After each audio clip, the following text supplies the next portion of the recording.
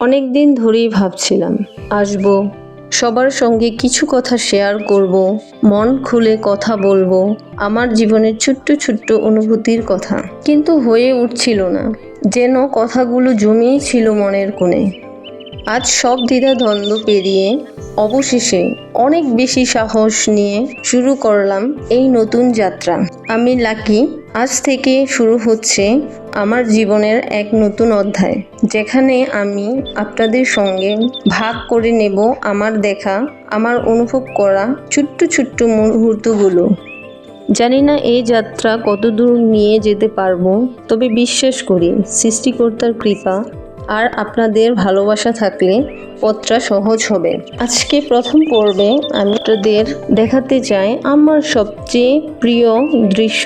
আমার বাড়ির ছাদ থেকে দূর দূরান্তের দিকে তাকালে যে সুন্দর দৃশ্য অবলোকন করা যায়, সেটার একটা ক্ষুদ্র চিত্র। আমার বাসার ছাদ থেকে আপনি যদি দূর দূরান্তের দিকে তাকান, তাহলে কিছু গাছ মাথা সারি সারি করে দাঁড়িয়ে আছে, সেটার দৃশ্য খুবই সুন্দর লাগে। তারপর ছাদ থেকে দাঁড়িয়ে আপনি নিচের দিকে তাকালে সুন্দর একটি পুকুর দেখতে পাবেন, যেটি খুবই মনোমুগ্ধকর। তার চেয়ে একটু দূরে তাকালে আপনি গাছগাছালি মাথা তুলে দাঁড়িয়ে আছে, এরকম একটি প্রাকৃতিক দৃশ্য। এছাড়াও আমার বাসার ছাদে কিছু কিছু ফুল গাছ রয়েছে, যেমন জবা ফুল। আর এই ফুলগুলো প্রতিদিন আমাদের বাড়িতে আমাদের একটি ছোট্ট গোপাল সোনা রয়েছে, তার পূজার কাজে ব্যবহার করে থাকি আমরা। প্রতিদিন সকালে ঘুম থেকে উঠে আমি আমার ছাদ থেকে এই দৃশ্যগুলো দেখি, যেটা আমার সারাদিনের কাজ করার শক্তি ও ভালো থাকার প্রেরণা যোগান দেয়। আপনাদের কেমন লাগলো আমার চোখে দেখা এই দৃশ্যটা অবশ্যই জানাবেন প্লিজ।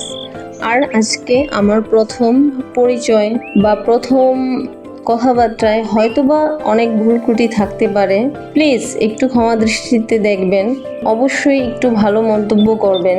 আপনাদের ভালোবাসা উৎসাহ পেলে হয়তো এই যাত্রায় আরও অনেক কিছু শেয়ার করতে পারবো আপনাদের সঙ্গে। আজ এই পর্যন্তই থাক, আবার আপনাদের সাথে কথা হবে। আজ প্রথম পরিচয়ে আপনাদের সাথে আমার ফেস শেয়ার করলাম না। আপনারা যদি আমাকে সাপোর্ট করেন, অবশ্যই একদিন আপনাদের সামনে আসবো। আজ এই পর্যন্তই। সবার সাথে আরেকদিন হয়তো কোনো ক্ষুদ্র মুহূর্ত নিয়ে চলে আসবো। বাই, সবাই ভালো থাকবেন।